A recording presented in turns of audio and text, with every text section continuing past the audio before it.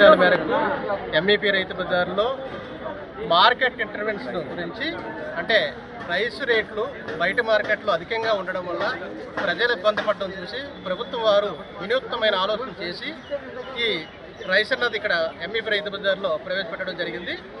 ఒకటి steamed rice చూసినట్టయితే మనకి 52 రూపాయలకి కేజీకి ఇవ్వడం జరుగుతుంది. ఇది మన బయట మార్కెట్లో చూసినట్టయితే ఇంకా అధికంగా కూడా అమ్ముతున్నారు.